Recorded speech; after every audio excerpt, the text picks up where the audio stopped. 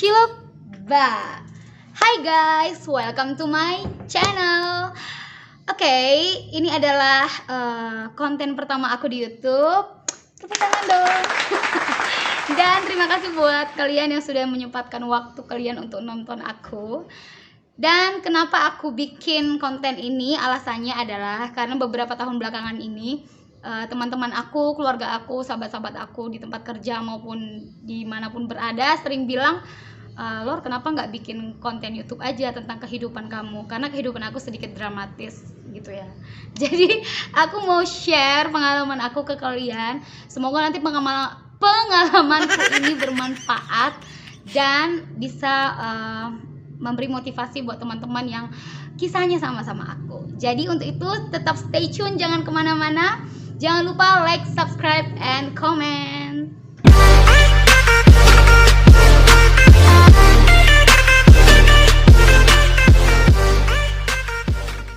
Jadi guys, langsung aja ya ke pembahasannya tanpa basa-basi busuk. Oke, di tahun 2017 kira-kira di bulan Agustus aku itu sakit dan sakitnya itu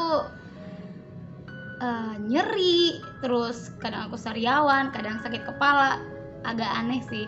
Cuman aku abaikan karena aku itu orangnya, kalau teman-teman dekat aku tahu aku itu orangnya periang, lincah, terus cerewet. Jadi aku nggak peduli dengan sakitku ya, paling sakit-sakit sedikit, no manja-manja gitu ya. Tapi akhirnya waktu pagi hari tiba-tiba tanganku tuh rasa kram dan nggak bisa aku genggam, jadi tanganku tuh kayak kaku gitu. Dan pagi-pagi itu aku pergi ke emergency, dan sampainya di emergency aku itu dikira pertama sakit jantung karena itu ada biru-biru di sendi-sendi aku. Tapi dokter kan nggak mau memutuskan diagnosa begitu aja, harus ada cek lab dan segala macam. Aku sempat di EKG juga, sempat direkam jantung maksudnya, dan hasilnya semua bagus, normal. Akhirnya aku dirujuk ke dokter penyakit dalam saat itu. Nah setelah aku dirujuk sama dokter penyakit dalam dan akhirnya dokter tersebut cek lab aku atau cek darah aku, dan hasilnya aku terdiagnosa sebagai autoimun. Dan itu kayak rasanya kesambar petir banget. Cuman ya mau gimana lagi ya.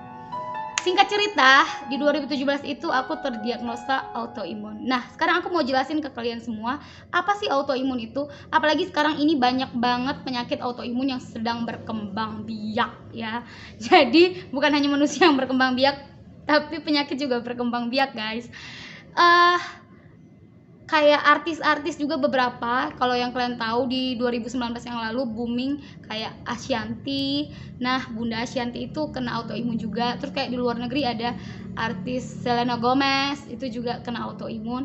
Dan masih banyak sih orang-orang yang kena autoimun. Jadi autoimun itu penyakit yang nggak mengenal usia, nggak mengenal jabatan kamu apa di dunia ini, tapi semua orang bisa kena, semua kalangan bisa kena.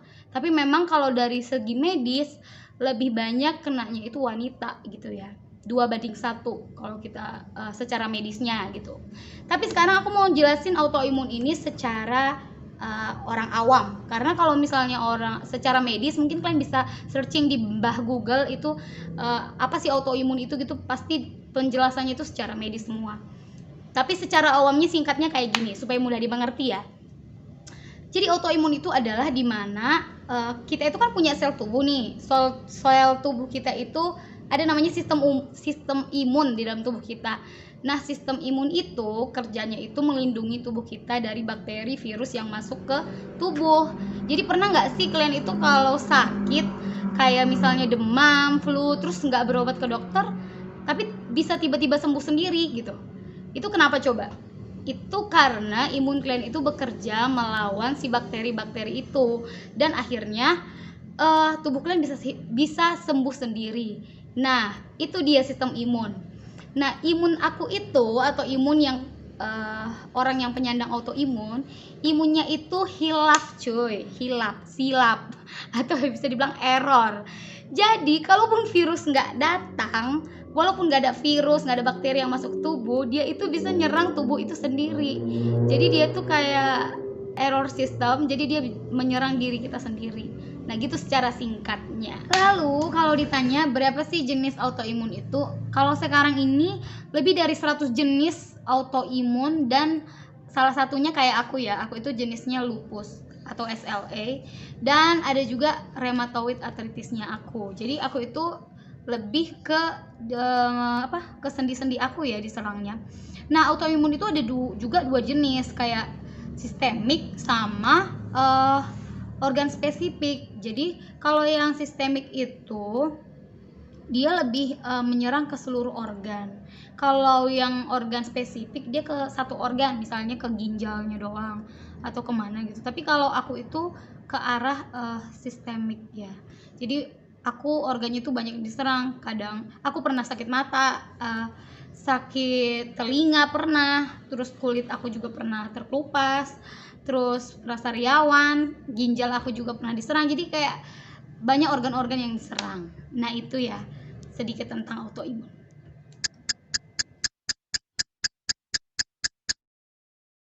Oke, next kita akan bahas fase-fase apa aja sih yang aku lewatin selama aku kena autoimun. Mungkin fase ini beda sama yang kalian alami, yang teman-teman yang kena autoimun juga, karena setiap orang itu pasti berbeda-beda ya, nggak mungkin sama banget. Adapun kemiripannya nggak mungkin persis banget ya.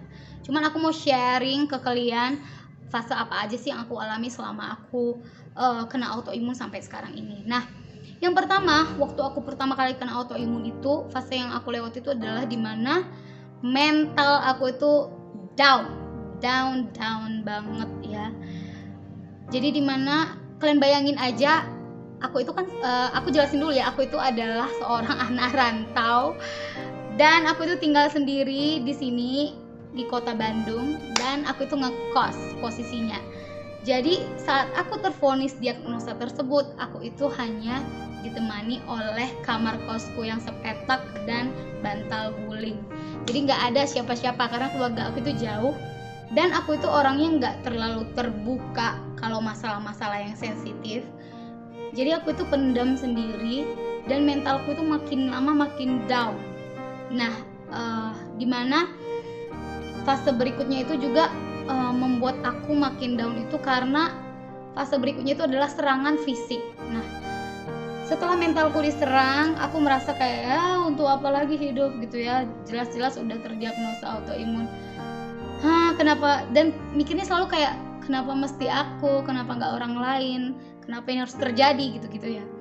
Dan yang kedua, serangan fisik. Nah, serangan fisik yang aku alami itu adalah dimana sendi aku itu makin terasa sakit, terus rambut aku itu udah mulai rontok, terus kalau teman-teman aku yang dulu kenal sama aku pasti tahu lah rambut aku dulu kayak mana, panjang, kriwil. Banyak orang yang bilang rambut aku itu bagus, tapi semenjak aku kena autoimun, rambut aku itu gugur. Setiap mandi itu rambutnya itu bisa segenggam gitu dapet ya waktu keramas. Terus aku itu mulai moon face. Jadi kayak muka aku itu kayak bulat, kayak bola basket. Ketirusanku tuh hilang seketika. Terus yang aku alami lagi dimana kayak badan aku yang dulunya itu padat ya, tiba-tiba jadi kurus krempeng. Bayangin aku itu beratnya dulu 55-an lah, 55-56. Banyak yang bilang agak montok ya, tapi setelah kena autoimun aku tuh jadi 35 kilo, kurus kayak lidi. Dan mungkin di next video aku akan kasih foto-foto aku.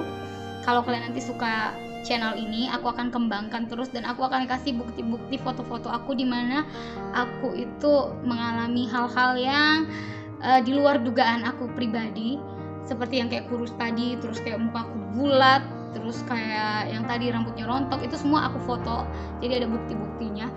Terus kuku aku tiba-tiba jadi hitam, makanya sampai sekarang itu aku itu suka pakai kutex, karena aku tuh kayak nggak pede gitu, karena kukunya jadi berubah jadi warna hitam, bukan kayak kuku normal lagi. Terus aku itu juga nggak bisa makan, aku selalu muntah-muntah. Kata dokter sih juga karena sebagian efek obat, karena aku tuh dapat obat yang dosisnya tinggi. Jadi aku tuh muntah, lambungku tuh nggak tahan ya. Dan setiap kali makanan masuk keluar, makanan masuk keluar, aduh pokoknya nggak bisa nelan makanan sedikit pun. Terus aku tuh jadi takut ngapain ya, takut segalanya, takut makan karena takut muntah, terus takut berjemur karena kata orang gosong lah, terus takut, pokoknya banyak ketakutan yang aku alami di saat aku diserang sama penyakit ini gitu. Nah, dan setelah mengalami semua penderitaan itu akhirnya tibalah ke fase ketiga yang paling aneh. Kenapa aku bilang paling aneh? Karena di fase ketiga ini, di situ fase aku nggak percaya lagi sama namanya mukjizat dan I don't believe God gitu ya. Aku nggak percaya sama Tuhan karena aku pikir Tuhan ada mana gitu.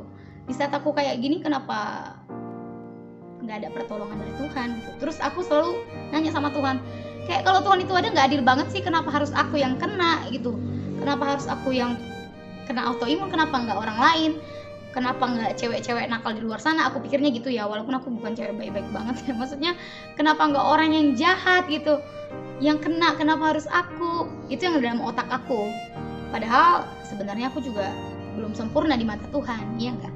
Jadi buat teman-teman juga mungkin yang sakit autoimun atau yang sakit apapun itu, pasti mikirnya mungkin sama ya kayak aku, masih ada nggak sih Tuhan, masih ada nggak sih mukjizat gitu ya.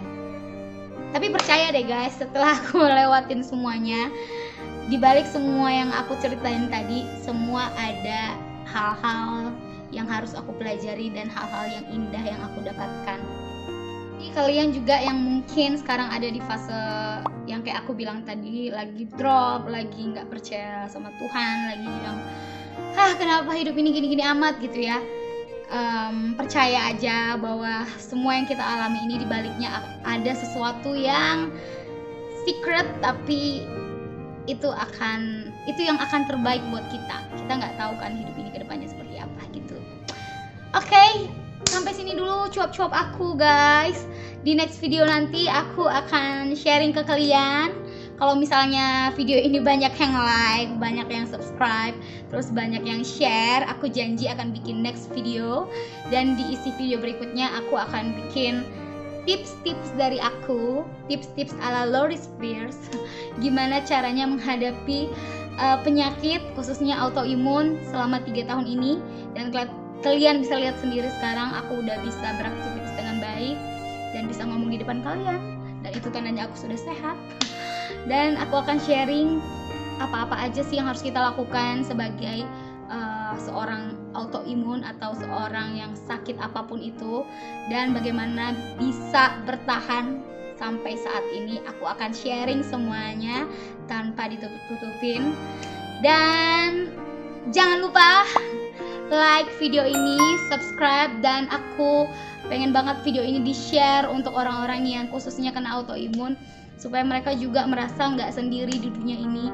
Banyak orang yang kena autoimun, banyak yang masih bisa bertahan, dan bahkan ada yang sembuh dari autoimun.